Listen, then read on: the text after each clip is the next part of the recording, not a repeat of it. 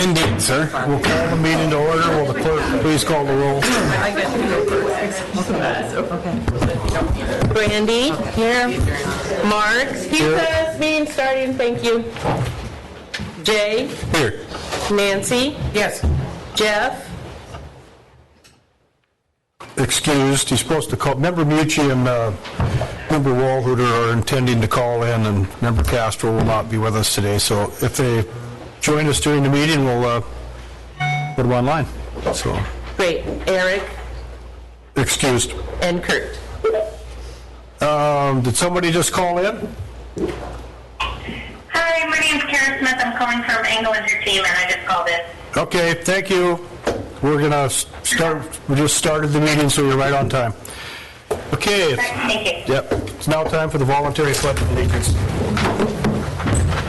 Pledge allegiance to the flag of the United States of America, and to the republic for which it stands, one nation under God, indivisible, with liberty and justice for all.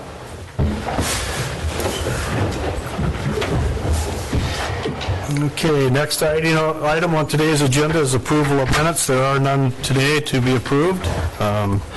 Next item is 4, amendment and approval of today's meeting agenda. Is there any amendments to today, or would we like to proceed as presented? I move to approve. A second. Okay, all those in favor say aye. Aye. All right, no changes. We'll move forward with the agenda that we have in front of us. Public hearings. There's one public hearing today, and that's a public hearing for ordinance 2018-12, an ordinance amending and updating Title 16 of the Municipal Code, Chapter 16.04, entitled Definitions, 1612, entitled Acquisition and Disposal of Borough-Owned Lands, and 1616, entitled Tidelands, adding provisions for land exchange and updating current language to reflect borough incorporation. Is there anyone in the audience today that would like to participate in this public hearing? Okay, seeing no interest, that public hearing is now closed. There is nothing on today's agenda under bid awards. Are there any visitors with views related to items on today's agenda? Okay, Becky, you want to come, I guess, just use the podium. It's kind of, state your name and who you represent, and then we'll just kind of go through the room in order. Does that work for you, Becky? Oh, sorry. Set up for the presentations. Should I push it around, or? If you'd like. Just pull the microphone down. And Oh, okay. Okay, thank you. You want me to turn you so you can look Yeah, at it feels a little better. Sorry. That's thank you. Sorry about that. That's okay. That's fine. No big deal. Okay. Hi. trying to multitask. Thanks. My name is Becky Knight. I'm here today regarding how you will address the severe timber sale problems disclosed in the Forest Service 2016 Washington Office Activity Review. While a letter to the Forest Supervisor requesting more information is better than nothing, I believe the earlier proposed resolution calling for an adequately funded forensic audit would send a much stronger message and is more appropriate. The earlier resolution is accurate and cites directly to the review's formal findings and supporting documentation. It contains only 6 whereases and rightly places the burden of further fact-finding in the hands of the independent AG Inspector General, not your already overburdened body. Probably most important to you are the monetary losses to the borough. Timber receipts were mostly in the form of legally binding stewardship and restoration jobs instead of dollars returned to the U.S. Treasury. However, because nearly $4 million worth of timber were not accounted for, then $4 million worth of jobs were not accomplished. That's $2 million for Tonka and $1.7 million for Bigthorn. For Tonka, those jobs were intended to be in the form of repair of lead pipes, otherwise known as culverts, and other obstructions that block fish passage, vital to our local fishing economy, and thinning of dense forest stands to benefit wildlife populations, valuable to anyone who hunts deer to defray the high cost of store-bought protein. I participated in the meetings a few years ago where those activities were approved for Tonka. Borough residents deserve your robust action to recover the $2 million worth of jobs rightfully due us. The Assembly's recent attempts to increase revenue and save money pale in comparison to potential funds generated by the promised stewardship jobs. I'm referring to the $5 cruise ship head taxes, $100 senior tax exempt fees, and electrical department reorganization. I ask that you do not balk at the potential to recover these funds and apply equal fervor as your other attempts to produce income. The activity review's formal findings are not mere opinion, as suggested by one individual. In fact, a 10-member team of Forest Service nationwide experts in the field of timber sale appraisals, administration, engineering, and more were the review's architects. Further, there is no evidence that the Petersburg or Thorn Bay Ranger districts disagreed with the findings. Moreover, this issue is every bit as important to the Borough as transboundary mining issues or the impact of sea otters on fishing. I reference these because the Assembly recently and unanimously approved comprehensive resolutions intended for high-level government consideration on those topics, similar to what the resolution would do. I've also heard concern that if the resolution is approved, Senator Murkowski will counter in the form of reduced municipal funding. I believe she would not interfere in local politics with vindictive and potentially obstructive behavior, especially since the review's findings are serious and informed at a high level. In fact, she should have her backs on this one. Failure to vigorously go after these funds means the borough and taxpayers get rolled twice. First, in the form of the widespread degraded landscapes that will take generations to recover due to illegal high grading. It's too late to rectify that. But we could get rolled again in the form of monetary losses that translate to local jobs. It's not too late to avoid those consequences thanks to the review, got a little nervous there, being made public. And of course, the implications for the massive Central Tongass project currently being planned are clear if this mess is left uncorrected. The public employees for environmental responsibility, or PEER, can be credited for publicly exposing the review, which would have otherwise been buried. They should be commended, not discredited. For the record, they are a service organization for government whistleblowers, not an environmental advocacy group. Last year, PEER asked the Agriculture Department Inspector General to conduct a Tonka and Big Thorn forensic audit, but was denied based on lack of resources, not merit. The IG told PEER that their office would consider the topic in future audit planning cycles. Finally, it took lawsuits by PEER and potential action from the Justice Department to force the Forest Service to produce Big Thorn and Tonka Freedom of Information Act materials. Yet there were many holes left in what was provided. For that reason and much more, I have little confidence that a letter is sufficient to start the process to recover the funds, untangle the mess, and ensure timber sales are properly administered. Thank you. Thank you. Who will be next, Jessica? Please state your name and who you represent, and then... I'm going to move things a little bit here. Just 1 second, please. This is just not appropriate. I'm sorry. And we're going to limit the testimony to 5 minutes. There we go. Just for a quick head count, how many people in the audience are really wanting to testify today? Yeah, that's right in your eyes. Okay, so not everybody that's here, so that's good. Okay. Might have to shorten the time if that's the case. Okay, sorry. That's fine. Please. I'm Jessica King. I'm here on behalf of fellow co-workers at Mountain View Manor Assisted Living. And we would like to thank the Borough for giving us our raise and the added 3 furlough days and things that are underway. And a co-worker wrote this, and she would like me to read it for you. It says, Mountain View Manor resident assistants wage increase. Our union negotiation team is not happy about our wage increase. Somehow, they say we all voted no to wage increase and are going to sue the Petersburg Borough with our money. I know that we all voted no is wrong because I voted yes. I would like to let the union and borough know how we really voted. So here is a list of 14 signatures that all voted yes and not no. Okay, I believe we got that. I received it in an email to the other members. Okay. All right, and that's all. But it's a great job. It's fun, it's rewarding, it's strenuous and tiresome, but it's great. And I'd like to thank you guys for that. Okay, thank you for your work. Can we turn the projector off? Absolutely. Thank you.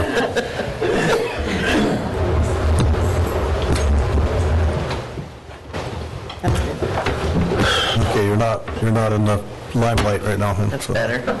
Having peace in one space. Yeah. Okay, who would like to testify next? Mr. Lee, please.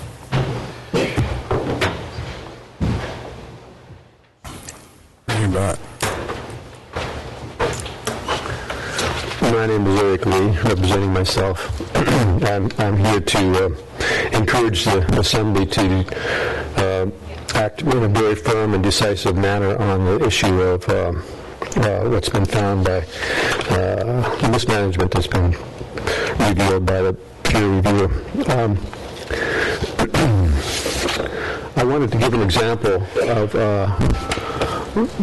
the current status of the bureaucratic attitude, what it seems to be on the interview that was a couple weeks ago, I guess, or a week or two, with Earl Stewart regarding this. He was interviewed as part of a KFSK story. He said, a lot of this is still going on, so there's really not an absolute answer on different components of it. That's why I say it's a really long conversation, because now there is a whole National Forest Products modernization effort that's going on that are just having sub-teams identified now. So literally, you're talking about a year and a half to 2 years of ongoing effort. So that's all he said. No facts, no commitment to change, no nothing. It's just bureaucratic platitudes, kicking the can down the road. For, in this case, a year and a half, maybe 2 years is what they're trying to do. That ain't gonna. That's just not the way this should be approached at all. So we need to stand strong and hold them accountable and get some answers and some commitments to actual actions. You know, maybe what we could have heard in this instance is something like what we should be hearing is, oh yes, we've been down, we've looked at all 38 culverts, that replacement projects. This is how many have been done. This is not how many haven't been done. This is what we're going to do. And by the way, we took pictures as the photographic information is available to the public. That's what we need to be hearing now on something of this importance. So I just want to encourage the Assembly to not take this lightly or, sweep it under the rug. It needs to be dealt with. It's very important to our economy, and the Assembly's responsibility is to look out for our economy. So I would encourage the Assembly to not just let this fall through the cracks. When you consider the smaller things that the Assembly is considering to help the economy a little bit, very paltry compared to this. And so it kind of, how's people going to respect these small ideas to help the economy while something of this magnitude is letting go through the cracks? People aren't going to respect that. So I encourage more action on part of the Assembly. Thank you very much. Thank you. Anybody else would like to testify today? Please raise your hand. Okay, Liz. State your name and who you represent.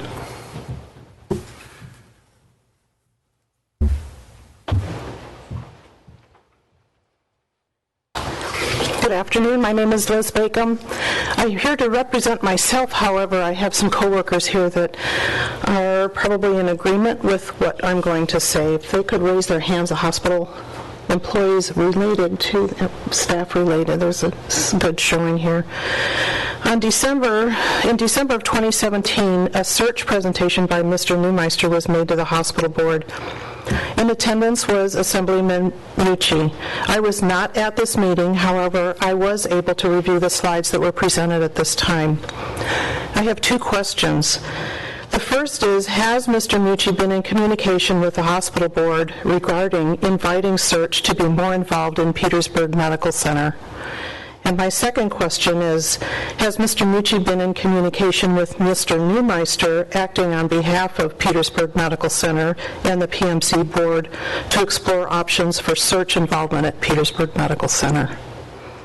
The Borough Assembly, the hospital board, and the new CEO should have a careful discussion in a public work session about the impact of search involvement. Thank you, Liz. Anybody else in the audience would like to testify today to views related to items on today's agenda?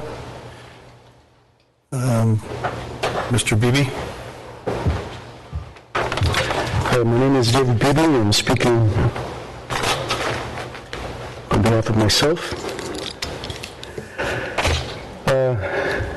A 2014 study was released by two social scientists who found Alaska to be the most corrupt state in the Union on the basis of convictions of public officials per capita. The corruption was all about money. Also in that year, Senator Lisa Murkowski was recorded on NPR holding a chair over her head while screaming, "I am the chairman." She had every reason to celebrate. Just 2 years later, in 2016, OpenSecrets.org revealed that her campaign contributions from the energy and natural resources sector increased 368%. Also in 2016, the Washington office of the Forest Service investigated the Petersburg and Thornbury Ranger districts. Tonka and Big Thorn timber sales were under scrutiny, and in this review, it was described as, in terms of the need for the review, quote, preparation and the administration of timber sale and stewardship contracts are key areas of resource management and critical for the attainment of resource objectives. The National Environmental Policy Act disclosure, decision implementation, and theft of timber from National Forest System land continues to attract national attention, close quote. The first tenet of the Society of Professional Journalists Code of Ethics is, quote, seek truth and report it, close quote. The first Coast Alaska news story on the Washington Office Review saw truth and avoided it. The truth is simple in this matter. The investigation revealed systematic violations of protocols designed to prevent timber theft and revealed that failures to properly administrate, monitor, and enforce contract terms, including failures to provide records as basic as the sale contract. The review calculated losses of nearly $4 million to Petersburg Borough in the city of Thornbury. Since sports gets far greater news coverage than the loss of $2 million to the borough, I'll put it this way. If the Tonka timber sale were a ball game, the evidence would not merely suggest someone dropped the ball. In fact, several key players dropped the ball. That several key players dropped the ball in two different games, the Tonka and Big Thorn timber sales, in two separate ballparks, Petersburg Borough and the city of Thornbury, makes this doubly significant. What this means is that balls were not merely being systematically dropped by multiple players. It means that these players deliberately threw their games and the umpires are unconcerned. But of course, this is not merely a game in which rules were violated. More importantly, the fact that the umpires don't care means the taxpayers are financing corruption, and even some members of local government particularly don't care. This is about whether official records such as contracts, monitoring documents, and enforcement procedures necessary to prevent the theft of timber did not occur, and were being provided investigators. This is about whether the loss of $2 million in potential revenue to the Borough is regarded as newsworthy. This is about whether such a loss matters not only to all taxpayer owners of the National Forest System, but local citizenry who bear the accumulating social and economic insults. This letter that replaces the resolution supporting the Washington office recommendations for an independent review by the Inspector General to look into this matter is not sufficient. There is a due diligence by the Assembly to make sure that $2 million of revenue lost won't occur again. I would hope that this simply turns into a situation that could be applied the same level of diligence as the Assembly did into the matter of finding new ways to fund declining revenues by suggesting that seniors are taking advantage of a well-earned tax exemption. Thank you. Thank you, Mr. Beebe. Anyone else in the audience? Okay.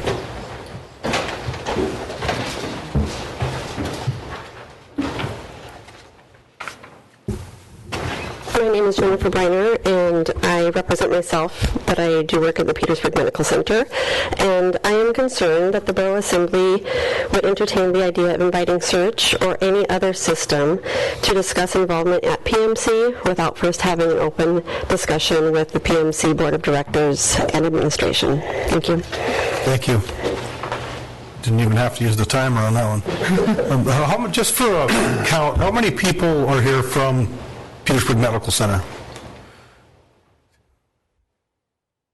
Okay, just for the listening audience, there's a dozen people here from PMC, and I think they're all on the same page with the opposing negotiations with Search without going through the hospital board protocol, would be my guess. So, anyone else in the audience like to testify to views related to items on today's agenda? Okay, we'll move to the next item on the agenda, which is visitors' views unrelated to items on today's agenda. Is there anyone in the audience that has views on items that aren't on today's agenda? Okay, seeing none, we move to the next item on the agenda. Board, commission, and committee reports. There are none today. Consent agenda. There's no topics there today. Next item is 11, report of other officers. And item A, we'll have a presentation from Public Library.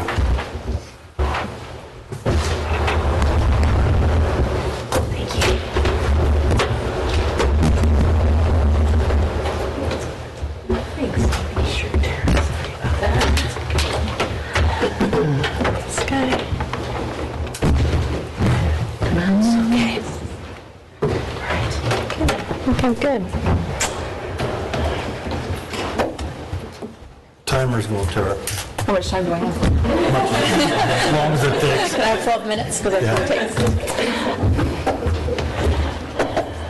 takes. So for those of you who don't know me, my name is Tara Alcock. I'm the Borough Librarian, and I'm the first in a series of department head presentations.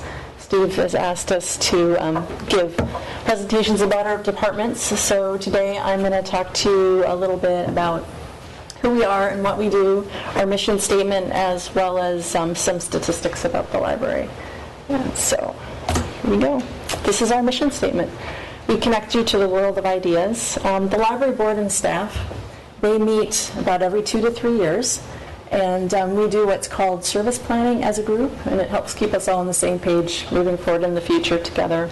And at one of these service planning sessions, they came up with this gem of a mission statement for the library. So the library's role in the community is to connect local residents to the world of ideas. That used to be more through books, but it's increasingly through the internet, through digital media, and through other means.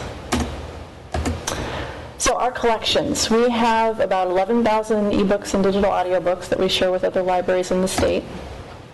We have about 40,000 items that sit on our shelves in Petersburg. And we have access to 6 million items through the Alaska Library Catalog. So our collections, just like libraries of the past or libraries when we were children, very much the cornerstone of what we do. But for us now, they're really a means to an end. Really what the library is all about is people. About 70,000 people came through the library last year, and that's about 200 people a day, and it's roughly the capacity of the Seahawks Stadium, so that's why you see a picture of the Seahawks Stadium here. So the library would look like if everyone came in at the same time, which we hope never happens. We checked out 94,000 items last year, and that's about a 20% increase over the last 5 years, so it's getting busier. It equates to about 31 items per capita annually, so every person in Petersburg. And it's one of the highest per capita checkout rates for a public library in Alaska. About 4,500 people attended library programs last year.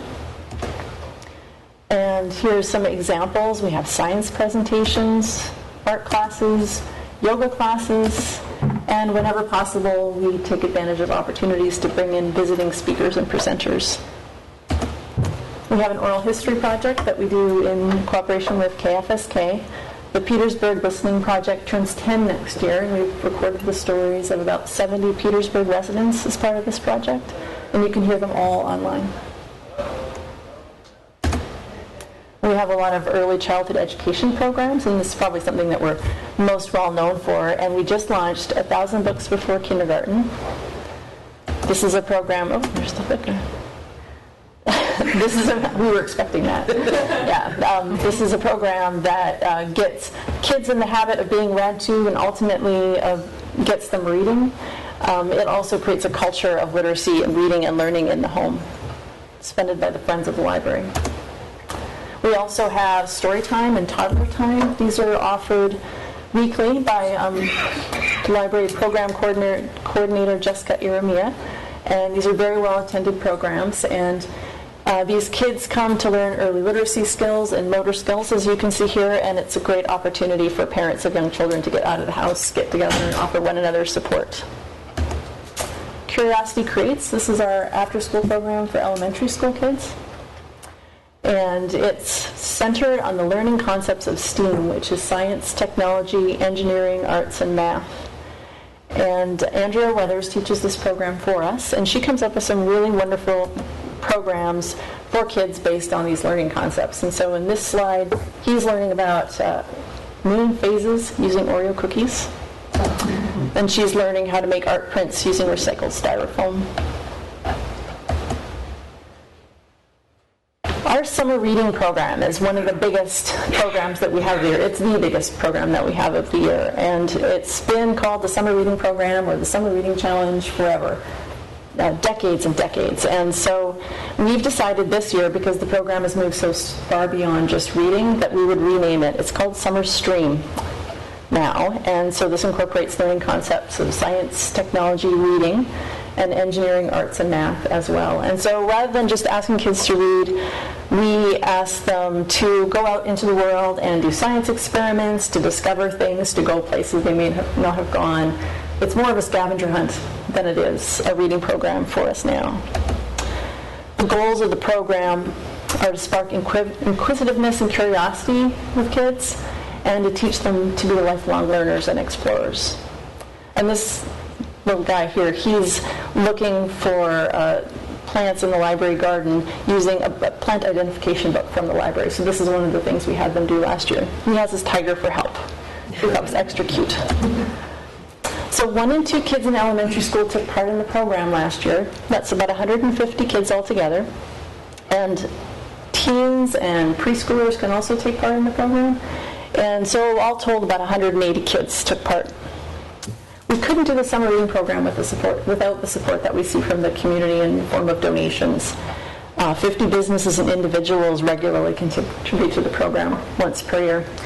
And First Bank has been a major supporter of the program, so an extra shout out to First Bank, because they've been supporting the program, I think, for 9 years now, and it's made a big difference in terms of being able to grow the program, which we appreciate. This is the library's Teen Advisory Board. They are basically like a shadow group for the regular library board. They meet, they give input on library services, they work on projects, they plan and present programs, and one thing that we're particularly proud of this group for is doing KFSK's after-school notes every Friday for about the last 7 years. They've taken responsibility for doing a radio show, and they put a lot of time, effort, and heart into the show. So if you tune in on Friday afternoons, that's the library's Teen Advisory Board. Giving back to the community is a big part of their goal, and so that's why they do the radio program.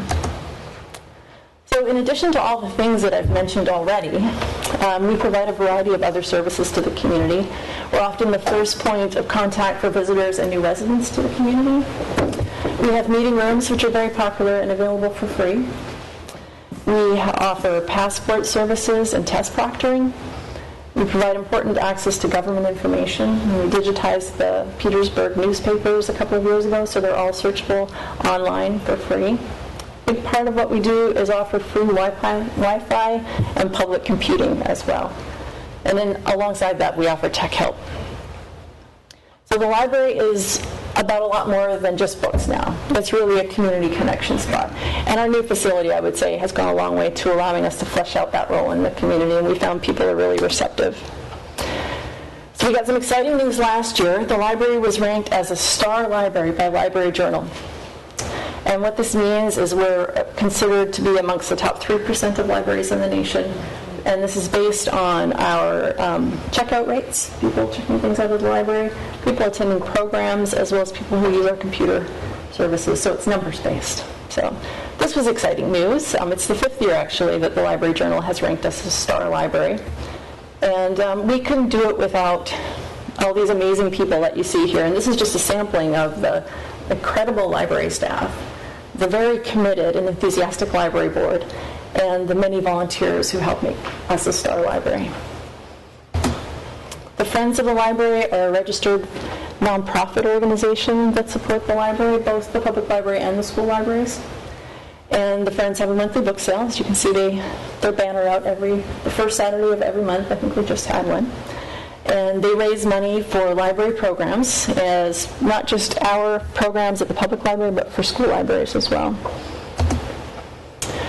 As an offshoot for the capital campaign for a new library, where folks were very generous with the library in terms of donations, what we found is that people wanted to keep giving to the library even after that capital campaign ended. And so we've got a library endowment now, and we recognize people's contributions to the library with a fish on the fishing wall. We also have an art education endowment, and in 2012, John McCabe, I don't know if those of you remember him, he used to live here, was an elementary school teacher for many years. He came to me with an idea for a sustainable revenue source for arts education programming at the library. And he made a major donation to the library, and we decided to fully endow that donation so that now the revenue from that endowment funds art education at the library. And this year it's funding Curiosity Creates, which is what you see in the pictures. In addition to looking for donations, we also seek grants fairly regularly. And it's worth mentioning the Rasmussen Foundation, because they have been our biggest grant funder. Since 2004, they've contributed $637,000 to the library. $500,000 of that was for the new facility, and the remainder was for a variety of small projects. And this is actually one of the small projects that we have received funding from the Rasmussen Foundation for. So this is our Storytellers Poll, and so I invite you all to come to the library next Thursday at 4 o'clock, and we're going to be unveiling what is essentially like, it's a pole. It's like a wooden sculpture by Tlingit carver Tommy Joseph from Sitka, and it celebrates the familiar children's stories and tales that connect generations. We have other funding partners in this project. The Petersburg Community Foundation has been a great supporter of the library. The Friends of Petersburg's libraries, as well as a lot of local donors, contributed to this particular project. So what's next for us? Well, we're going to welcome an intern. A library school student from New York State is going to be coming to the library this summer for 6 weeks to work on a special project. This is funded by the Alaska State Library. We also have plans to build a covered shelter in front of the library. This is fully funded by the remainder of donations to the capital campaign for a new library, and we think this will unfold in the next year or two, depending on the contractor's schedule. Steve asked us to talk a little bit about the challenges that our departments face as part of our presentation, and I would say that overall things are pretty awesome at the library. We have a lot of fun, and people seem to enjoy the services that we provide. We try to keep our budget flat from year to year and fund special things with donations and with grants. But the one challenge I think it's worth mentioning is that, as you can see from my presentation, we do a lot, and the demand for service in Petersburg is only increasing, but our staffing levels have remained flat over this 5 or 6 year period where we've seen this high level of growth. And so we manage, but it's definitely the challenge that we face on a daily basis, is just trying to meet the demand with the number of staff that we have. So that's the end of my presentation. So thank you for your time. And do you have any questions for me? Any questions? Sure. No, thank you for the presentation. Welcome. Okay, the next presentation today is from the Volunteer Fire Department. I believe Sandy Dixon is going to do that.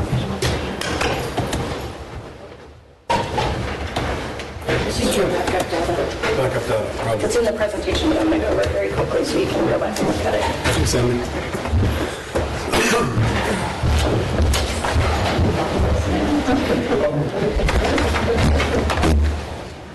Somebody showed up, they can get in the door.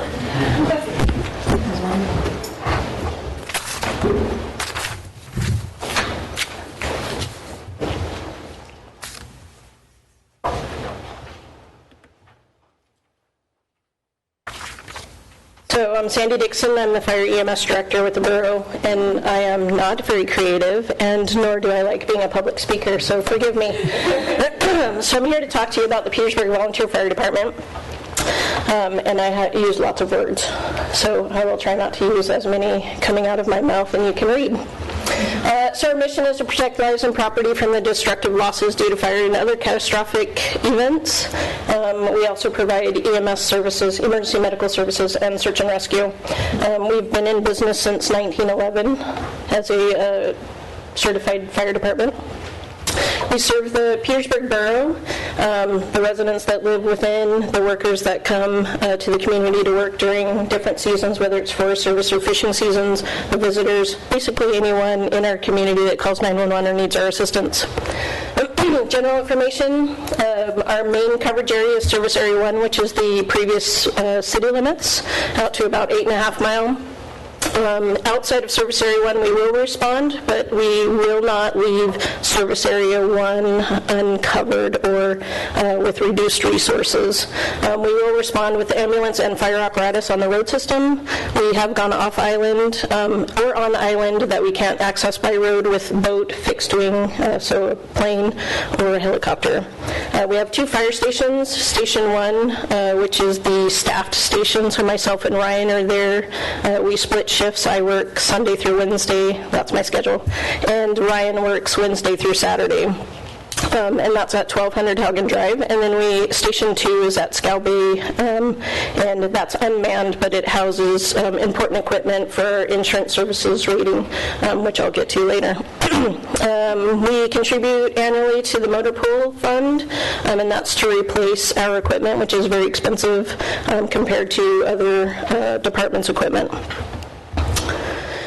We're made up of the Fire EMS Director, which is myself, so I serve as the department head for the borough, the Fire Marshal, who is the other career staff, Ryan Weldy. Our Local Emergency Planning Committee Project Manager is a grant-funded position, so we apply every year for a grant. It's a part-time gig, and they have specific duties that they can perform.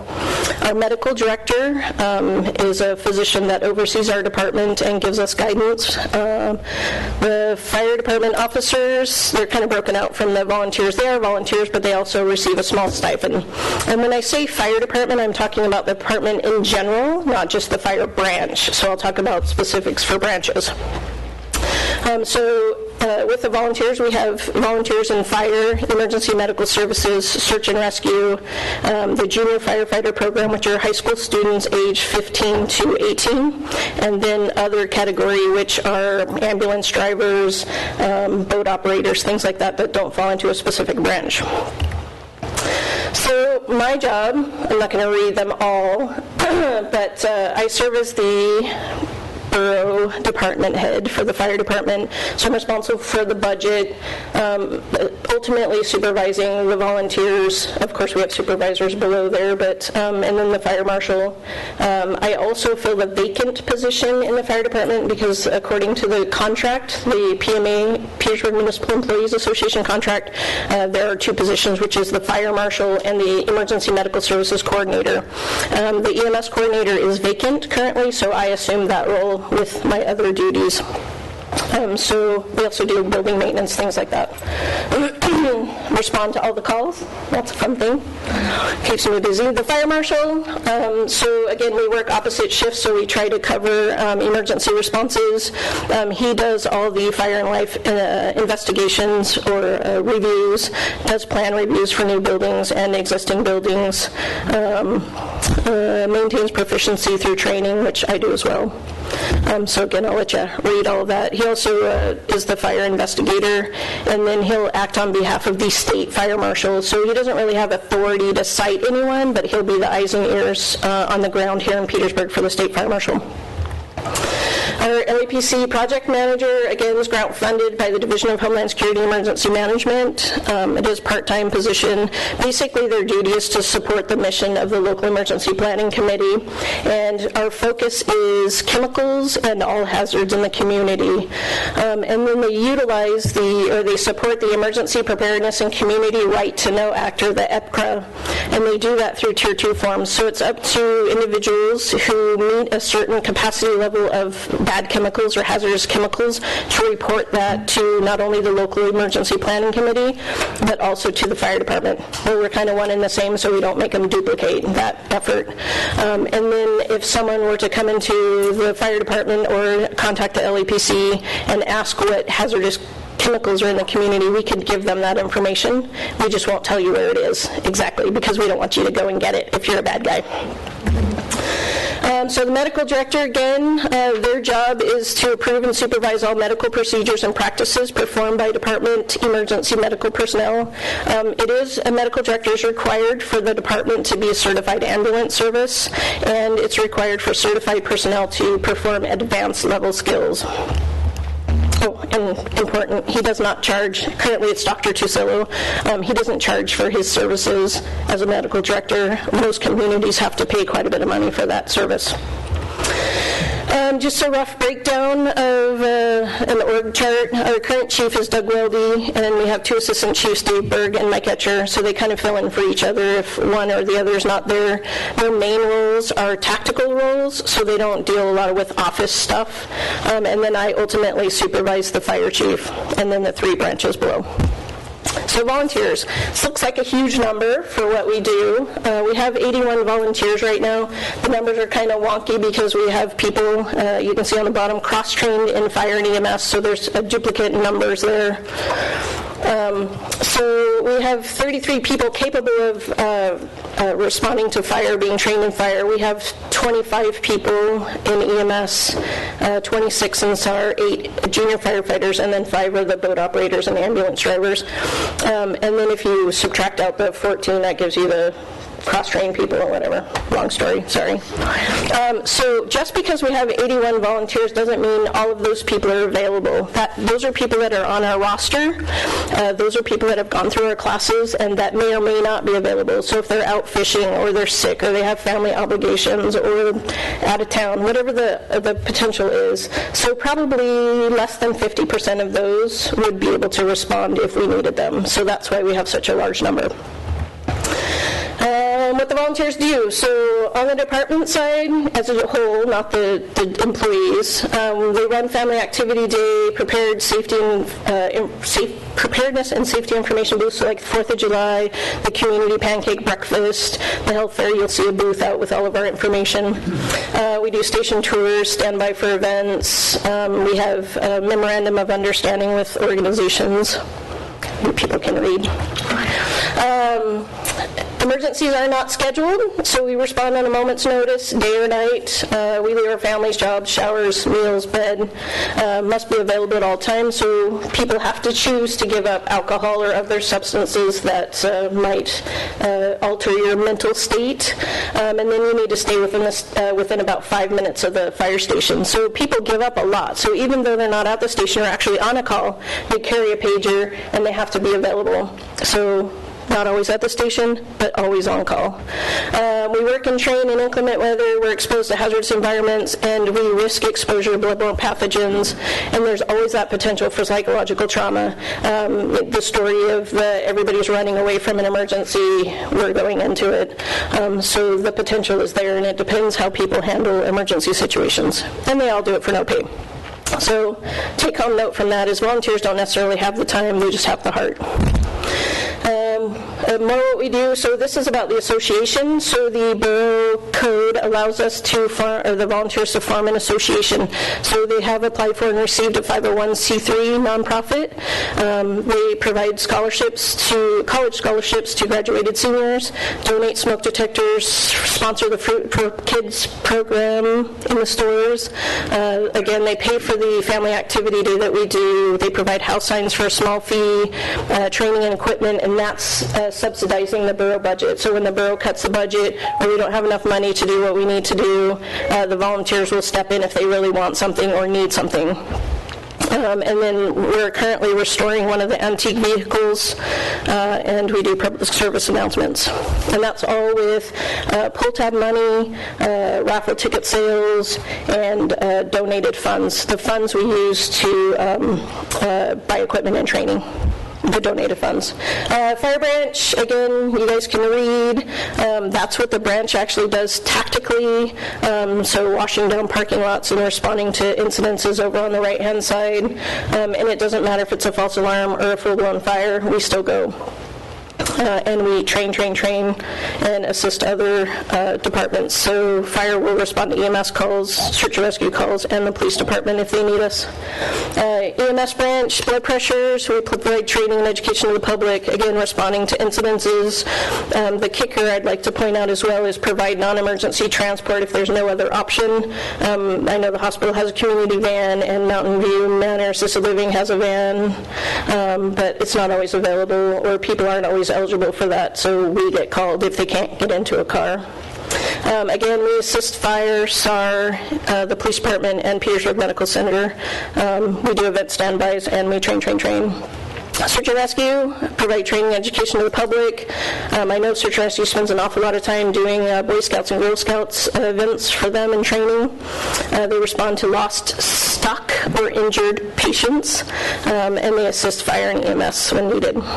The juniors, they learn and utilize teamwork and leadership skills. They respond to incidences to assist the fire branch. They're only allowed to respond during certain hours and only perform certain tasks, so we have to be careful if they do show up based on their age. So this is where we're going to skip through pretty quickly. I gave the assembly some backup data if they really want to look. But I went back to 2015 just so you can see the amount of work that we actually do. So I broke it down by year, 15, 16, 17, and then up through April of 18. And then there's a total sheet where I'll stop and you guys can look at that. So red is fire, blue is EMS, and the little tiny speck of green is search and rescue. So that's what we've done so far this year. So the totals in 2015, you can see the totals of each paragraph of what we've completed throughout the 3 years, plus this year. So then this is hours we've donated. So you saw the number of responses weren't that great, but look at all the hours. So that's the total of what we've provided. And then when we get to the total, you'll see how many hours we've given.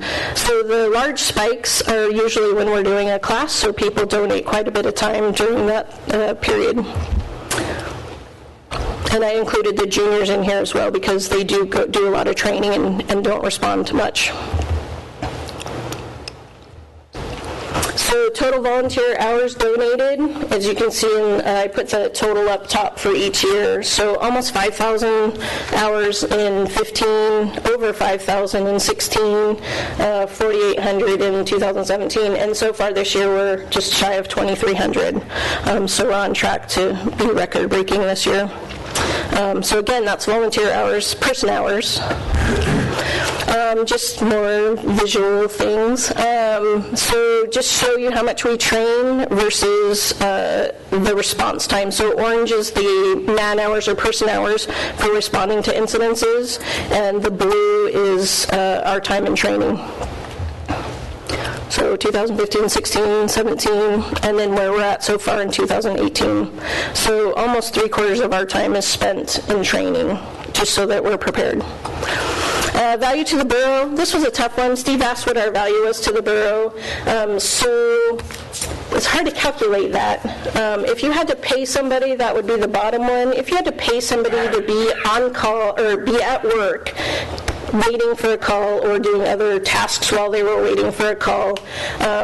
We guesstimated about $25 an hour based on the level of experience we have. So entry level in Alaska is about $19 an hour, and then up to like $35 an hour for firefighters.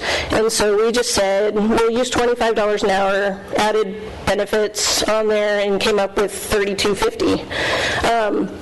So on the top part, the paid on call, so that would be for if you had to pay for each hour that somebody actually was on a call or at training, so actual hours given, not have a pager, I'm available to go if I need to go. I'm not drinking alcohol, I'm just waiting for a call. So basically that is actual hours spent. That's how much the borough would have had to pay. The projected cost for employees, again, was just guesstimated. We said 2 EMS personnel, 24 hours a day, 365 days a year, at $32.50 would be $569,400. And then fire, we said 3 people, because it takes more people to deal with a fire than it does an emergency call, $854,100. So that would just be for a year. So that's just wild guessing. That's not overtime, sick calls, whatever, call out, standby. Insurance Services Office, I'm not going to spend a lot of time on this. So we always say ISO rating, and it's fire suppression rating schedule, and it's regarding your insurance premiums with the insurance company. And if you want more information on that, we can get Susan Erickson to come here and give a presentation on that. But currently, Petersburg's rating is at a 4, and that's in town, out to 4.5 mile on Metcalf Highway. And that's where the last fire hydrant is. And then we're an 8B beyond that on Metcalf Highway. So just a quick visual of, we don't have the exact rating of what ours is, but you can see if you had a $200,000 house and you were rated at a 5, your premium for homeowners insurance would be $774 related to fire expenditure for fire coverage. That same home at a rating of 7 is $892. So it's not a huge difference. We're a 4 and an 8B. So it's important to have your rating low, and it's ranked on the preparedness of your fire department. So how many volunteers you have, how many hours you train, what equipment you have, how many gallons per minute you can pump, things like that. And then the rest of the borough is your 911 system or communication system, your water distribution system, things like that that add points as well. So it is very important to have the fire department well prepared and well equipped to do the job. Challenges, volunteers, recruitment and retention. We can get volunteers, hard to keep them. Sometimes we can't even get them to come through the door. Why are you smiling, Matt? You're always welcome back. Funding, obviously shrinking budgets, do more with less. Everybody has that same theme, doesn't matter where you are. And then training, more and more are required, both state and federal. Not that we're requiring it, but that the state wants us to make sure that you have that. And then that leads to low morale, so people are getting burnt out. A lot of people are aging out, and then they don't feel supported and or appreciated. What keeps us awake? Mostly me. Getting quality people, keeping them involved, so making sure they keep coming back through the door, and then are they available to train, and are they available to respond? That's huge. I lay awake at night and I hear code red, and I was like, oh, please, somebody show up. So it's really concerning to have an emergency happen and people not available to go. A large incident, so maybe a big fire downtown or something to that effect, would we have enough people and equipment to do the job that we need to do? And then liability, injury or death of a volunteer would just be terrible. What's next? Recruit volunteers, retain volunteers, maintain professionalism in the volunteer world, maintain and improve knowledge, skills, and abilities through training. So we just keep training. And then be the best and give the best that we can. Continue to educate the public. This is a pet peeve for me, that people have to take personal responsibility for their preparedness. And so we're going to try really hard to make sure they know what they need to do in an emergency so they can help themselves. And then encourage the use of the sprinkler loan program, which Chief Weldy had instituted with the help of Liz to develop a loan program for downtown businesses to do retrofits with sprinklers. We haven't had anybody do that yet. And then why do you have so this is kind of a take-home point, why do you have a life jacket or a lifeboat? Why do you have a fire extinguisher? Why do you have a rainy day fund? Think about that just for a second. Why do you have all those things? And then think about why you have a fire department. Because that one time you need us, you'll be glad that you do, and you'll be glad that we are well-trained and well-equipped to help you. So you hope you never need it, but then you're glad when we're there. Bragalicious. Just trying to put a little humor in there. What are we doing that's awesome? We have pride in our department and what we do. We respect and maintain the equipment, and we search out for grant funds for projects, buildings, equipment, the sirens, vehicles, etc. Career or volunteer, it doesn't matter. You still have the same training requirements. You still have the same response requirements. Fire doesn't care if you're a volunteer or you're a paid person. Budget versus volunteers, our current request is $572,162. We have 2 employees and 81 volunteers. So just kind of break that down a little bit. The ISO rating is a great thing for the community. We got down to a level 4 about 5 or 6 years ago, I believe. So that helps everyone in the community that lives in the 4 area. We had approximately 500 visitors, which pales in comparison to the library. But those people come to do station tours. We do some education things for the small kids. We have trained personnel that benefit their employers. So when people go through our EMC 1 program or they are firefighters, it helps their employers. So on fishing boats and things like, oh, we have an EMT on staff, that helps them. And then volunteers. Almost done. Grant-funded building and equipment, I just thought it was really important because just 2 days ago I heard again, the borough paid for that building. This building, it's a very nice building, and the borough agreed to allow us to get it, so thank you for that. But it was funded with State of Alaska funds through the Department of Commerce and Community and Economic Development. So I just thought it was really important to know that it was paid for with grant funds, and yes, the borough does pay to operate and maintain the building, but ultimately it was paid for. In addition, we were able to buy about $300,000 of equipment that the borough would have had to come up with had we not gotten the building. So ultimately it saved even a little bit more money. And I want to say thanks to the volunteers who do spend their time training and responding to emergencies, their families that support them and allow them to come, and then to their employers that also let them leave their jobs to respond to other people's emergencies. And then chill out, people. I'm handling it. You guys have any questions? Any questions of Sandy? Thank you, Sandy. Sorry if I went over. I practiced at home and it was short.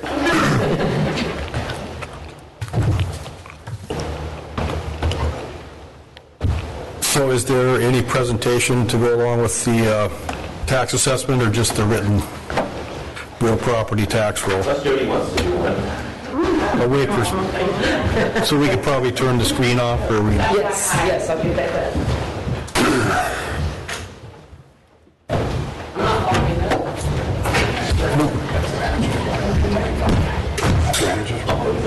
Sure. Before we get into the whole show? Yeah, the real part of the meeting? Yeah, thank you, Mr. Mayor.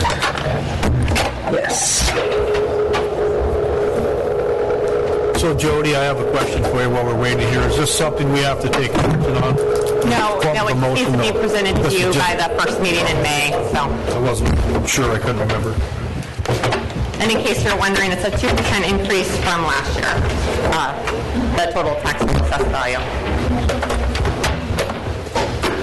Okay, the next item on the agenda today is from our assessor, and it's something we have to have presented to us by this time of the year, and like Jody just said, it's up 2%, and the total taxable assessed value of property in the Petersburg Borough is $322,780,583. So there's a lot of value around. Next item on the agenda is a report from a SEPA meeting from Bob Lynn from April 17th.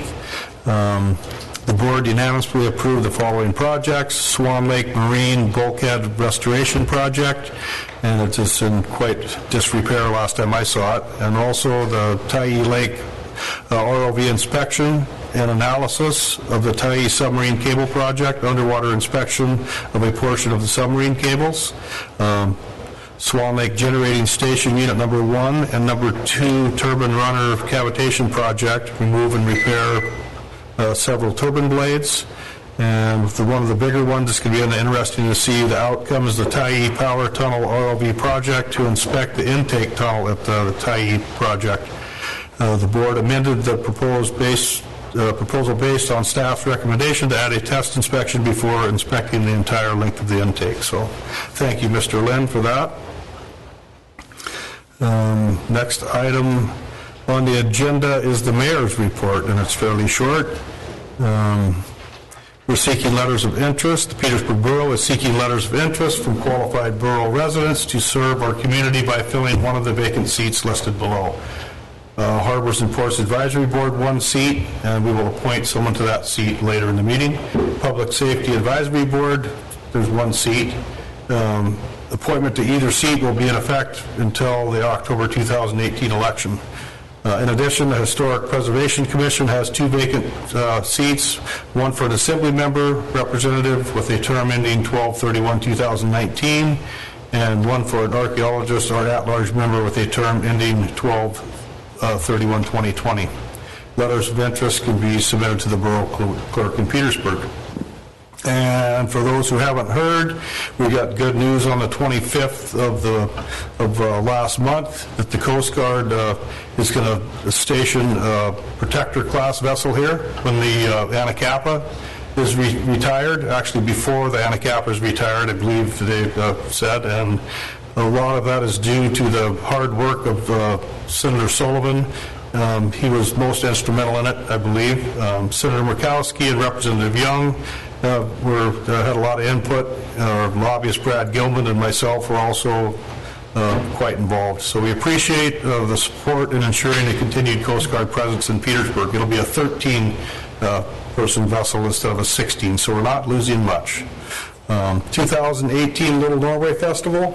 Petersburg will be host to many dignitaries during this year's Little Norway Festival, including but not limited to Governor Walker will be here on the 18th, I believe. Lieutenant Governor will be coming on the 19th. Senator Stedman will be here through the whole festivities. Senator Murkowski is trying to attend. Senator Sullivan can't make it this year, but Representative Christompkins will be here. Also, the Norwegian ambassador, Corey Oos, will be here. He comes into town on the 18th, and I believe stays through the 21st. And coming with him is the honorary consul, Lisa Falskow from Anchorage, and his assistant from Washington, D.C., Ann Hagen, and she goes by the name Anki. They're both wonderful people, all of them are, so if you see them around town, give them a warm welcome. One other, my notes here. Just for a reminder, I will not be able to attend the meeting on the 21st. And I believe I mentioned that last meeting. So that brings us to the manager's report. Thank you, Mr. Mayor. As Tara noted, we have the library is getting ready for the Storyteller Pole unveiling. This will take place on Thursday, May 17th at 4 p.m. PIA's John Dance Group will perform, and Nicole Howlingstead will be our guest speaker. Thanks to the Streets crew, which is coordinating with the library to assist with the installation. City Creek Spillway Rehabilitation Pre-Construction Meeting has been held. Reed Brothers to mobilize to the site and start work today, and their proposed schedule has them finishing up all work by mid-July. Marty Susword has been hired as the borough's inspector on the spillway work for a not-to-exceed cost of $20,000. The Blind Slough Hydro Evaluation Project is ongoing. We have set up the dam and penstock inspection for May 22nd. Also occurring on that day will be ultrasonic test of the pipeline wall thickness as required by our last FERC inspection.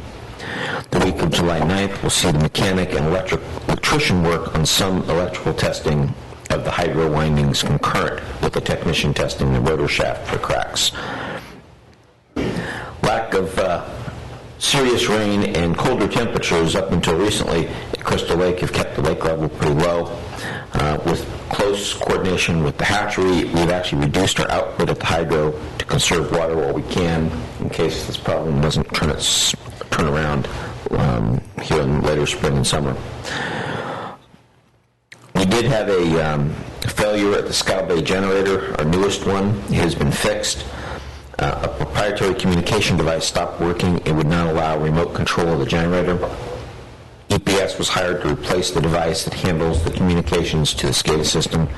Other operational and programming issues with the generator were uncovered during this work, and so EPS will be coming back on June 4th to remedy the issues. Sandy and Fire Chief Rolby attended the port security meeting on April 17th with representatives from the Harbor Department, Police Department, Alaska Marine Highway System, Alaska Marine Lines, and the U.S. Coast Guard. So thank all of them for participating. Fire Department also hosted the Family Activity Day for the community, thanks to the Wrangell Fire Department for loaning us their smoke trailer and Papa Bear's Pizza for donating and serving delicious root beer floats. We have wait lists at both operations at the Manor, and we'll be flipping 2 apartments at elderly housing. One will be occupied May 1st, the other May 15th. Just got done flipping an independent assisted living apartment, and our 20th assisted living resident will move in this week.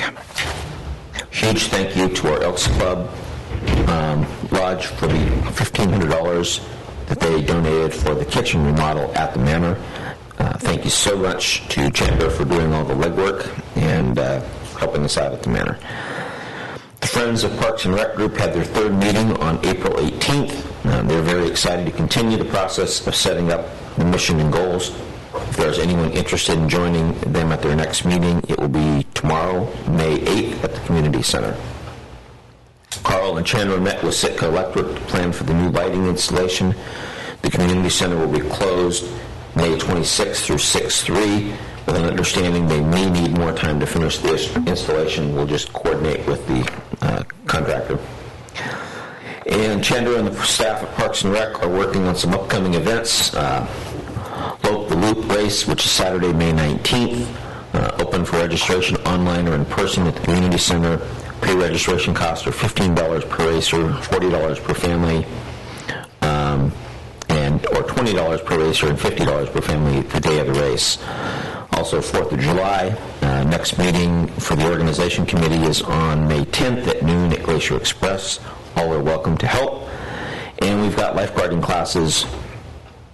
Chandler finished a lifeguarding class on April 22nd. There were only 2 participants. We are still looking to hire more people who might be interested in being a lifeguard at the Aquatic Center. We had a visit from OSHA to Parks and Rec on April 17th and 18th. The facility did very well. We are doing some work to update trainings for ladder, scissor lift, and confined spaces.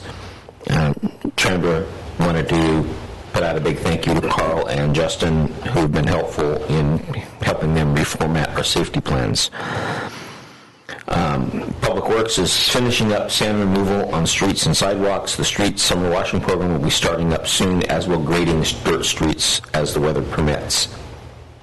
We do have a bit of an overflow condition at our vehicle impound yard with stuff waiting to get in there. Street crew will be assisting the police department in cleaning out the impound yard this week to free up some space. Approximately 20 vehicles will be hauled to the landfill for disposal. Street crew will also be assisting the Petersburg Arts Council with reinstalling the mural Our Town, which has recently been refurbished. This is planned for May 11th.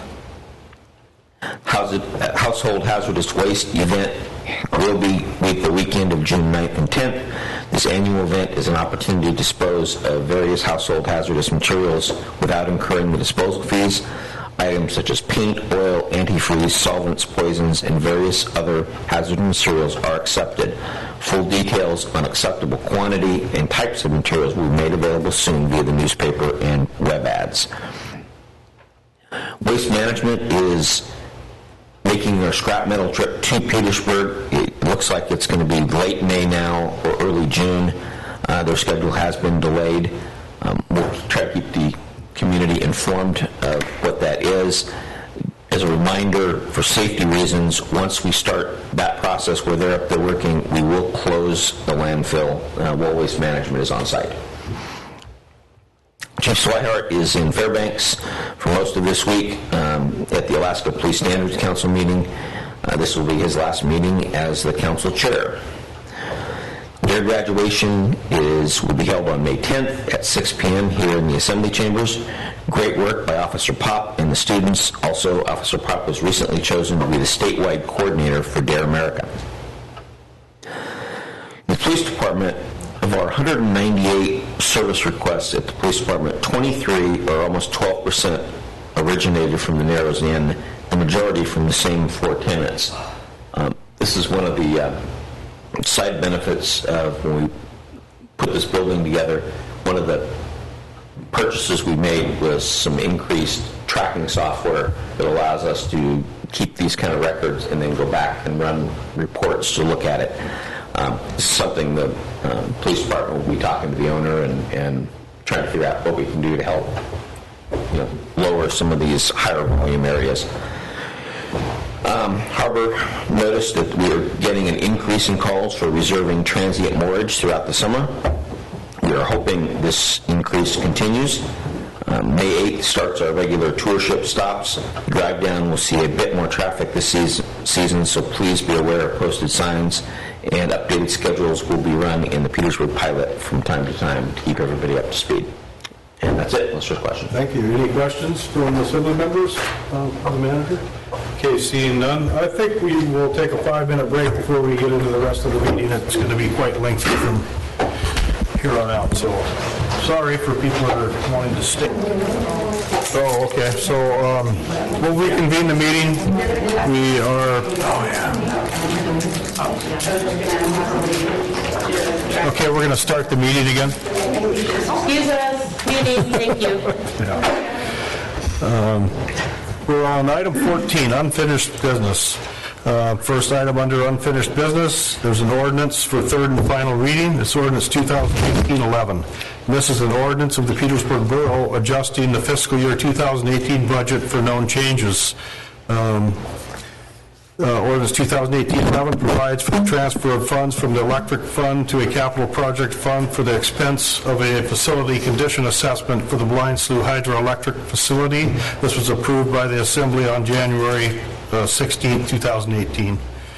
Another one is to accept the Secure Rural School Funds funding for 2018 that was not previously budgeted, and also to fund emergency pump replacement for Pump Station 7. I entertain a motion to approve this ordinance in its third and final reading. So move. Second.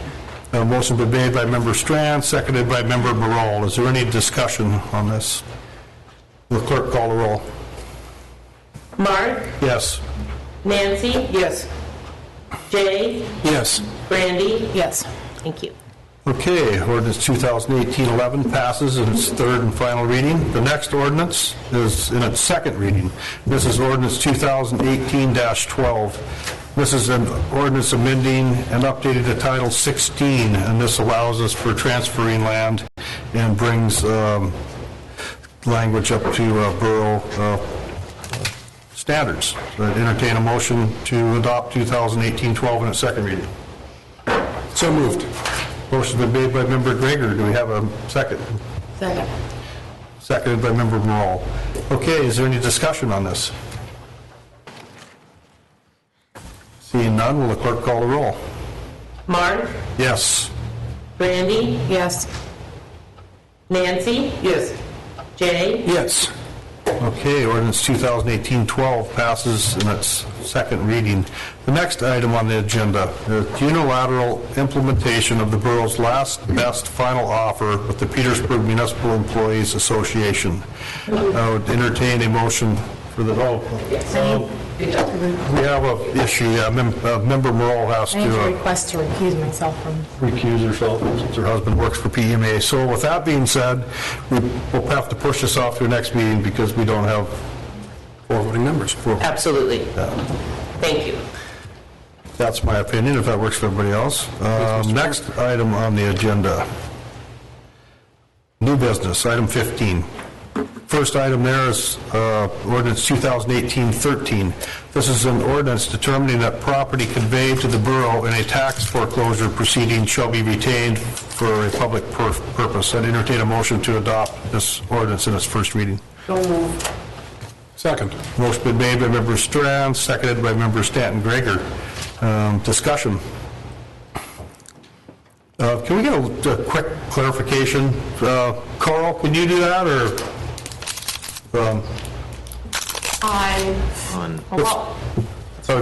Maybe Jody, it's just some land that we've gotten a foreclosure, right? We're gonna. Yeah, so it went to tax foreclosure. They hadn't paid the 2015. This is for the 2015 property taxes. The property owner is aware. We have finally made contact with them, and they don't want it anyway, apparently. It's located between Dustin Connor and Adam and Brady Axmaker on the Mitkoff Highway. It has a electric easement down the middle of it. It's a small piece of property. It also has a State of Alaska small easement on it. And after talking with the Public Works Department and the Carl, the electrical department, we decided it would be in the borough's best interest to keep it. For down the line, maybe it'll have another use, perhaps a pump station at someday, or Okay, that makes sense. Sorry, I just wanted an explanation that would probably make more sense than one that I came up with. So thank you. Any other discussion? Clerk, call the roll. Nancy? Yes. Mark? Yes. Brandy? Yes. Jay? Yes. Thank you. Okay, ordinance 2018-13 passes in its first reading. The next ordinance is ordinance 2018-14. This is an ordinance adopting the budget for fiscal year July 1st, 2018 through June 30th, 2019. I'd entertain a motion to adopt this ordinance in its first reading. So move. Second. Motion been made by Member Strand, seconded by Member Stanton-Gregor to adopt this year's presented budget. There'll be two more readings. The next reading will have a public hearing involved with it. So, any discussion? Member Borough. I would like to make an amendment to the proposal about the $2,000 proposed bonus for each department head. And I would like to remove that. Okay, that's in the form of a motion then? Yes. Is there a Motion second? to amend. Okay, seeing no second, I guess the amendment to that fails to get addressed. So now we're back to the main motion, and it's an ordinance adopting the budget for fiscal year, for fiscal year 2018 through June 19. Any other discussion? Member Stanton-Gregor. Thank you, Mr. Mayor. By and large, I think this is a pretty conservative budget with a lot of forethought on fiscal responsibility, so I appreciate that from the Finance Department. I'll be voting yes here today to move it along to the public hearing, and I strongly encourage any members of the public who have problems with the budget or would like to see things amended to please come forward at our next meeting and let us know, or to please reach out an email or call. We need that feedback. Thank you. So just maybe Jody, you could give us an answer. Is this a flat budget compared to last year? Is it an increase, decrease, or in percentage-wise? It is flat. Sorry for the general fund. I believe it was in my slideshow that you missed, but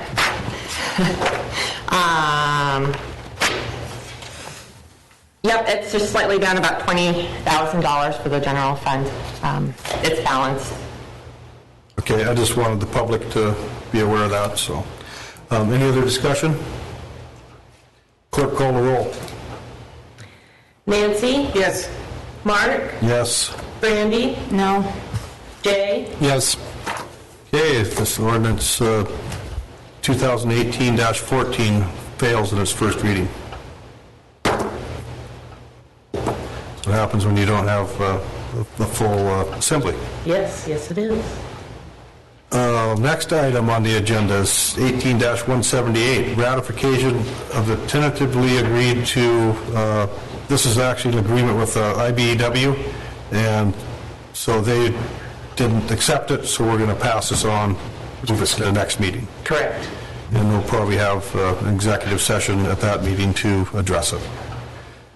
So the next action that we'll take item that will have any action today is a draft letter to Earl Stewart, Tongass Forest Supervisor.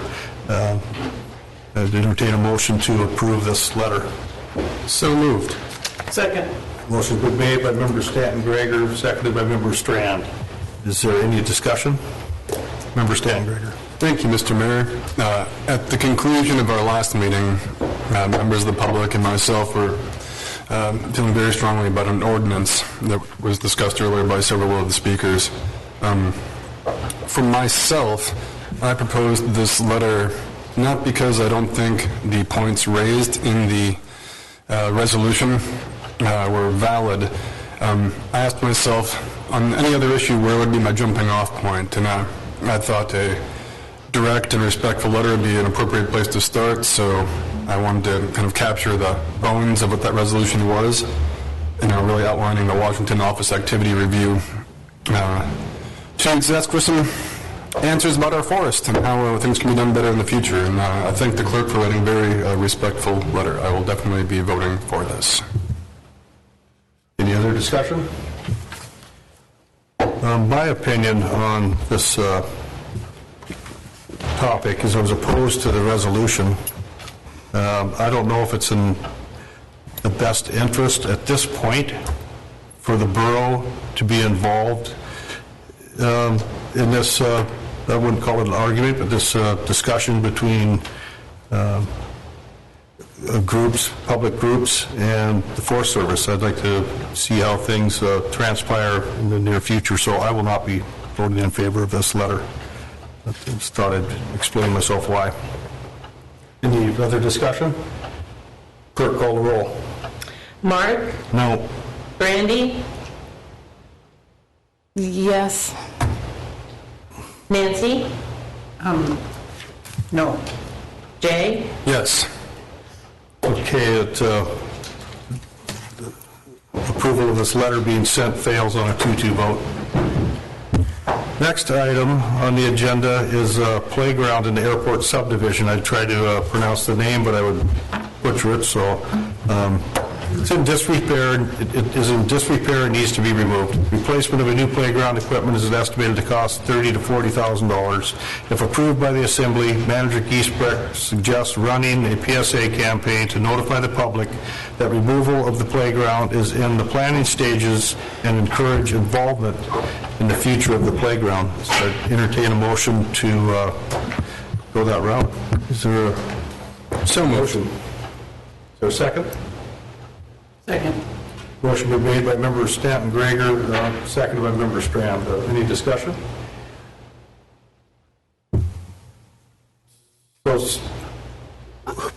This was talked about the last meeting. Who actually owns the playground? Is it's on private land or tribal land? I can speak to this. The playground, the borough owns the equipment on it. The actual lot that the equipment was put on is owned by Tlingit Haida Housing. That was a mistake. It happened many years ago. This is the opportunity in some ways with the condition of the equipment to remove the old equipment that is not in good shape, and then to kind of try to engage the public, and if that, if we get enough volunteers and find money in some place, we can put it back on a lot that the borough actually owns rather than Tlingit Haida. We have reached out to Tlingit Haida Housing Desk if they were interested in helping. They said no. PIA at one time was somewhat interested, but also from the standpoint of money, they're not at this time ready to put money for it, and the borough does not have money budgeted for this. So, in your opinion, what are our options? Just to not approve this and then just at some point in the future we vote to just have it removed, or the borough just removes it? Or, I like this idea of a possibility of letting the public be involved if they would. And that's why it was phrased that way. It was to, we can remove it now. We can just do a PSA and say, hey, come to a meeting that, Chandler can organize and see who comes and see who's interested. And then part of it is we have to move it at some point regardless, meaning, the lot the equipment is on does not belong to the borough. Tlingit Haida was pretty specific about saying, okay, it sounds like a good opportunity for you to get your stuff off of our lot. So, That's kind of, I mean, I don't want to mislead people. If we think that we can just repair the equipment and leave it on there, I think now's probably the opportunity to get it off there and move it, or repair it, I should say. Is any of that equipment salvageable? Does anyone I know? defer to Chandra on that question. The equipment's out of warranty, so yes, we could spend a considerable amount of time and effort keeping some of the equipment. However, it's paying for a storage unit, and putting it back up would not be advisable according to the playground equipment original manufacturer once it's taken out. Okay, Member Stanton Gregor? You're a good member, Wall? You're done? Okay, cool. Thank you, Mr. Mayor. I think this seems like as good a plan as any, is giving the opportunity for public to get involved, get some input, and hopefully some volunteers with maybe have a great plan for how to move forward with it. So it seems like a very reasonable way to proceed. I'll be voting for this. Thank you. Yeah, I agree with Member Stanton Gregor. I think it's a one last chance to see if people in the public are involved, and then if they want to be involved. If they're not, then I guess it'll be removal. So, people in favor of moving forward this way, will the clerk call the roll? Mark? Yes. Brandy? Yes. Nancy? Yes. Jay? Yes. Thank you. Okay, next item on today's agenda. Letters of interest to fill a vacant seat on the Harbor Ports Advisory Board have been brought from, we've received them from Jim Stromdahl, Eric Grunberg, Joel Randrup, and Jacob Slavin. And this will be, like we said earlier in the meeting, just until the election in October of 2018. With approval of the Assembly, I'd like to appoint Joel Randrup to fill this position for the remainder of the next election. And if we don't have a consensus, we'll vote. So, is that any other ideas? Maybe we should do it in motion form so we can do discussion stuff. Sure. Would that be all right? Yeah.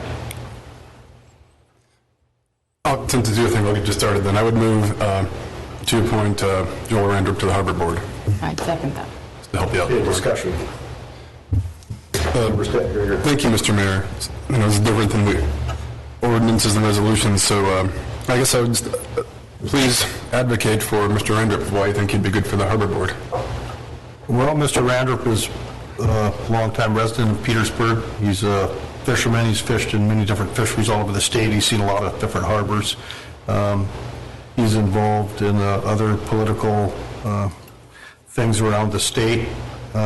He takes an interest in Petersburg, so I thought he would be a good candidate. Not that the others wouldn't be qualified either, but I know Joel personally, so I thought I'd suggest his name.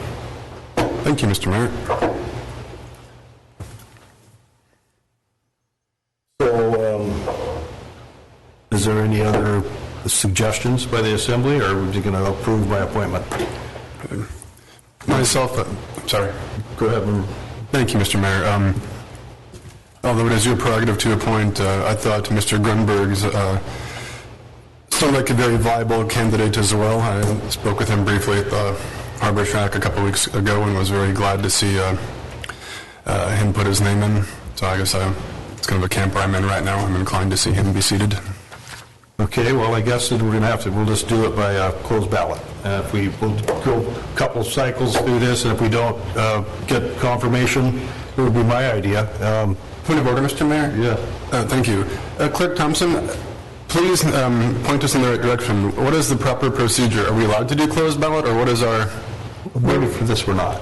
We're not. I don't believe... So we can just go ahead and vote on the motion that's on the floor? And if it fails... Then we'll move forward? We'll just move forward, and we'll try again when, we have Okay. more members. Okay. Thank you, Mr. Mayor. Okay, so this is to appoint Joel Randrup. Nancy? No. Mark? Yes. Brandy? Yes. And Jay? No. Okay, it fails with a 2-2 vote. We'll readdress this at a future meeting. Next item on the agenda, Petersburg Police Department. Mr. Mayor? Yes. I apologize. You would rather address it at a future meeting, or you could actually... Well, it failed. But you could suggest another name and vote again. It's up to you, of course. Well, that would be a route to go, but I appointed Mr. Randrup, and I would vote for Mr. Randrup, so Okay. we're not going to get anywhere with Sounds good. it. So, okay, next item on the agenda, Petersburg Police Department considering participation in an Engle Entertainment reality show. Entertain a motion to approve. So moved. Second. Any discussion? I just want to let you know my name is Sharon Smith. I'm on the phone here from Angle Entertainment. If there were any questions regarding the series, I'm happy to answer. Okay, yeah, I forgot your name, and I was going to recognize you. Thank you, Tara. No problem. Yeah, Member Stanton-Greger. Thank you, Mr. Mayor. Simply put, Captain Hamilton has vetted this pretty thoroughly and feels quite confident that this is something that is worth moving forward on, and it's something the police department that it will be impacting most, and if they seem, if they are supportive of it, I have no compelling reason to vote no, so I'll definitely be voting yes. Any other discussion? Member Morrell? And do we know that is the staff like this idea? I mean, I wouldn't personally want to be filmed, but if they're into it, that's their... I believe the answer is yes, but they're not here today to speak to it. I tasked Captain Hamilton. Can you repeat the question? Sorry. The question was from Member Morrell, Assembly Member Morrell, and her question was, is the rest of the staff in favor of this idea?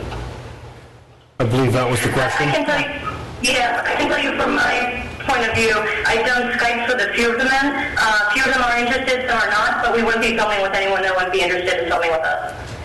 So your answer, if the question was directed to you, would be that all of the staff wasn't in favor of it then? Yes. Thank you. Thank you. No problem. Thank you, Ms. May. Okay, yeah, thank you, Tara, for your input. Any other discussion? I guess just to clarify for those listening at home, as she stated, so those not interested in being filmed would not be filmed, so it kind of seems to really weed that out. Sorry, just my own wheels are spinning in clarifying that. Thank you, Mr. Mayor. Okay, I'm kind of mixed on this. I've never watched the shows that they're going to be mirrored to, I guess you'd call it. But there's been talk of it being by the police department as possibly helping us do recruitment. I don't know if that's a viable recruitment method, but I think today I would not vote in favor of this, and maybe in the future, if they have more not up to speed, but be more informed, I might change my vote. But right now, I don't know that that's a good idea. Member Stanton-Greger.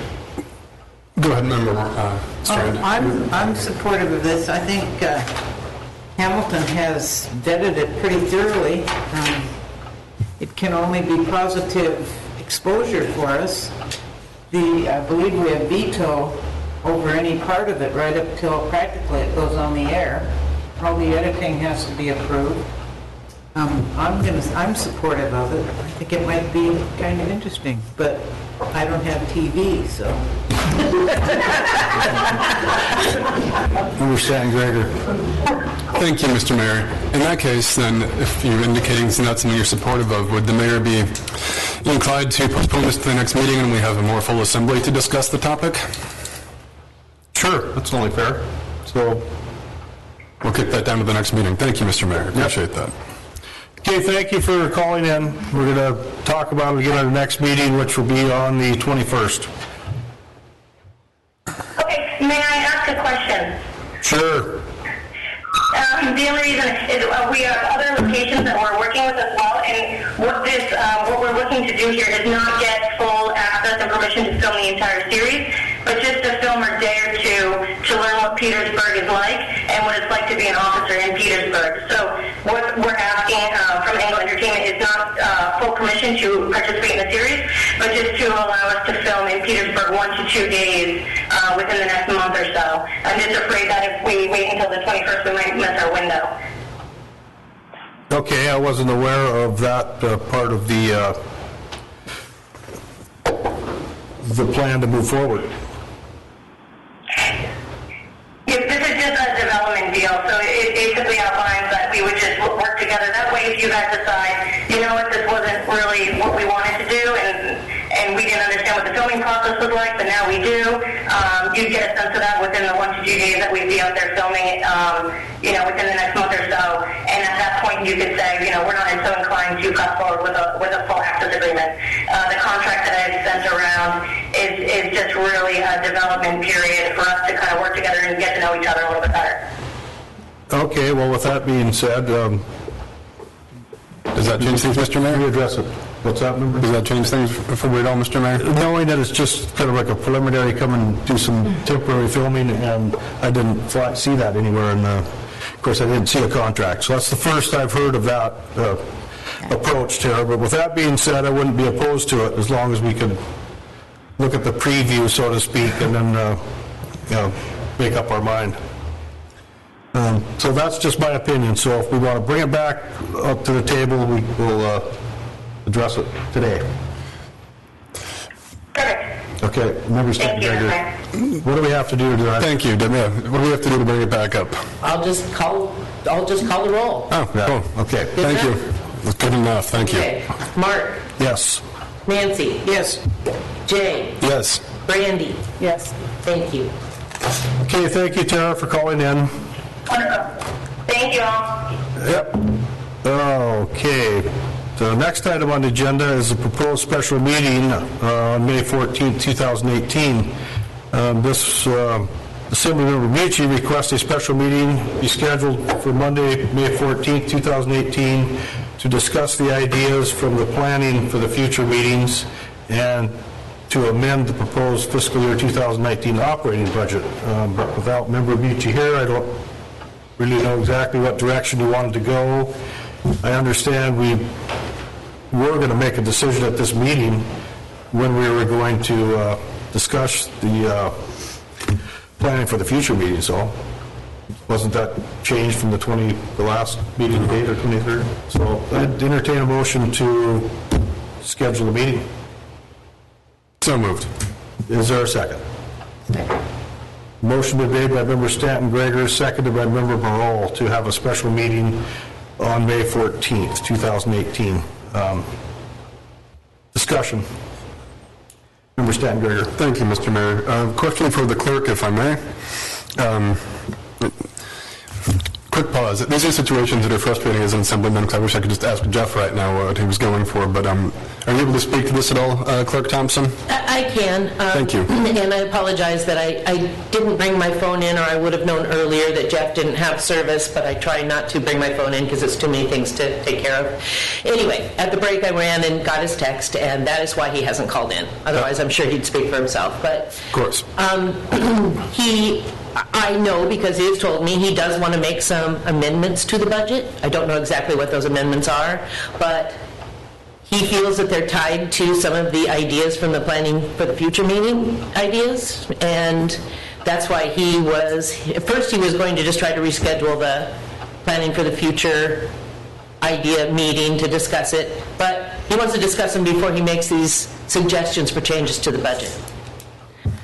So that's why he's putting us all into one special meeting, and he's asking for it to be next Monday, the 14th. He is in town the 14th and the 15th next week, and that is it. May I follow up? Stanton Gregory. Thank you. So, Jody, a question for you now. When does their budget have to be finalized by? June 15th, so we do have to have a special meeting now since we didn't approve it in the first reading. Correct. Okay. Okay, nothing else. Okay, Member Strand? What time will this meeting be? Or would this meeting? Well, that's for us to decide. Personally, myself, I think, well, now that it's a little bit different story that we didn't approve the budget in this first meeting, but I would think any budget changes could be spoken to during the regular meetings. And I'm not in favor of having a special meeting. If it's a daytime meeting, I will potentially not make it. So I'm just too busy with my work schedule right now. So, but that's, the choice of the assembly. So what are the thoughts of the other assembly members?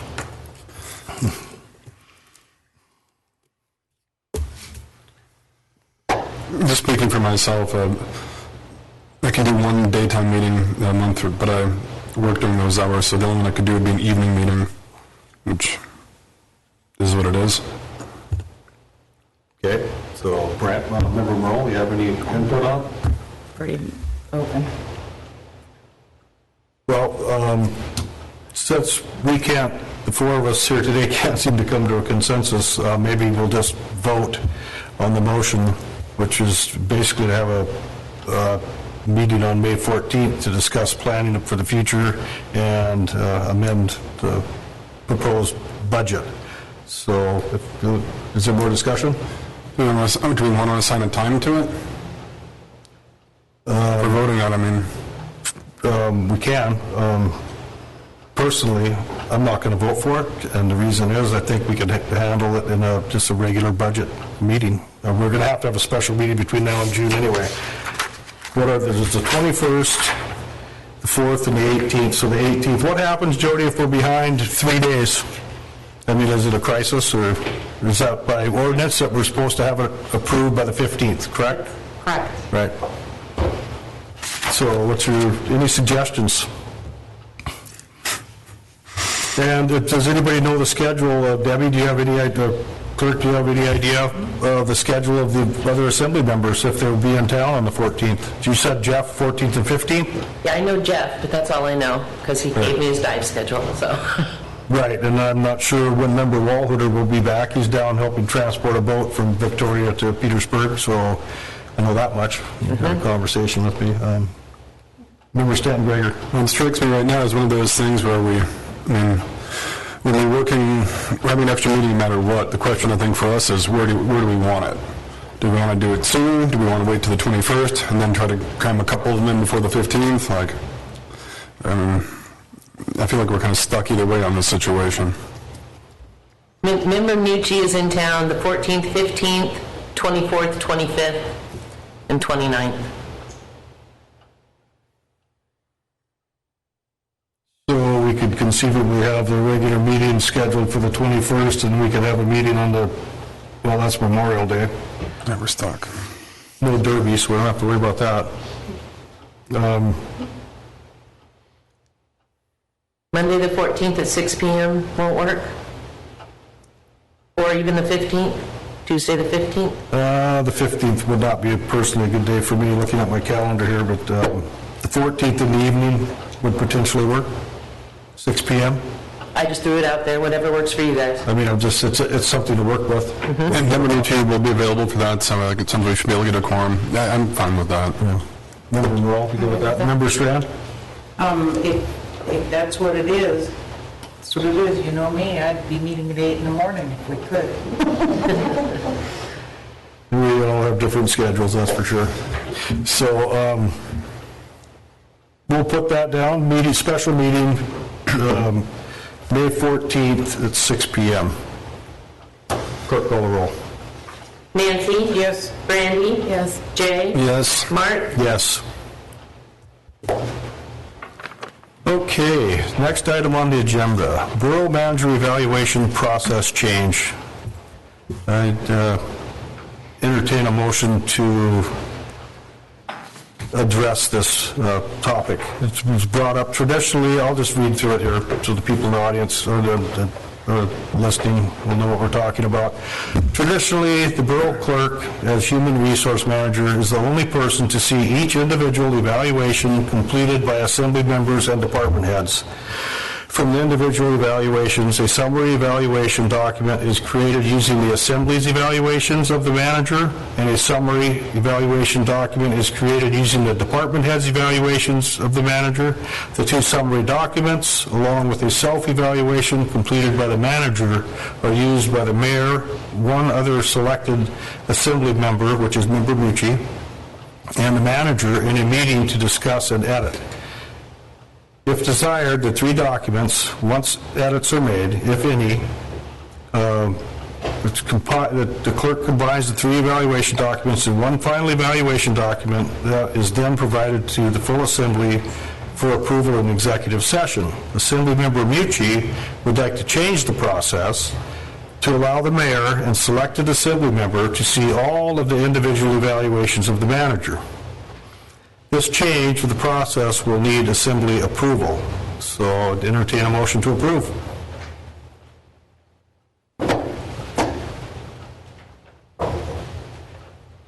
Seeing no motion, it fails. So we will continue with the process as presented to us and how we've done in the past, I'm assuming. So sometime before the first meeting in June, which is, I believe, the 4th, and I would suggest we have the executive session at that meeting. Member Bucci and I and the manager will get together and go over the documents like we normally have done. Okay, next item on the agenda. Communications. Is there any communications? Seeing none. Assembly discussion items. Is there any recognitions? Member Stanton Gregory. Thank you, Mr. Mayor. Although I'm sure he's not listening, I'd like to recognize Senator Sullivan again for his efforts on the Coast Guard.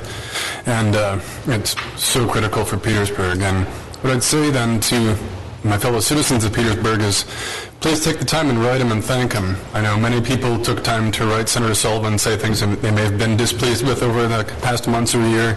The flip side of the same script has to be true. He put in a lot of effort for Petersburg, and it needs to be recognized regardless of where you fall on the political spectrum. So thank you again, Senator Sullivan. Yeah, definitely needed to be recognized. It was pretty much forced him into giving us the vote. So, any other recognitions?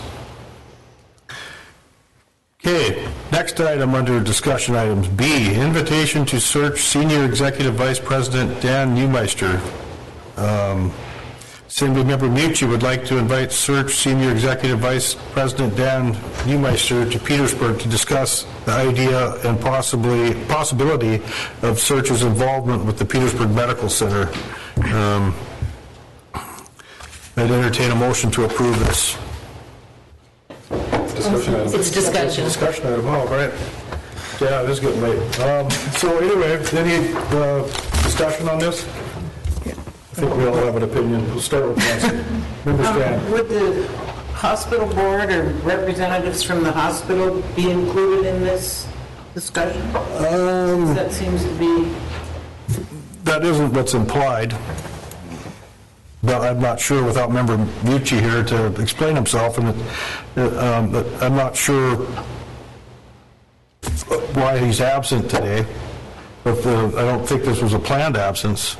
Oh, yeah, he's on a dive trip. Oh, yes, so, okay, well, I guess it's just unfortunate that he couldn't have called in, because I think if someone's going to make many changes to an agenda, they should be pretty sure that they're going to be here to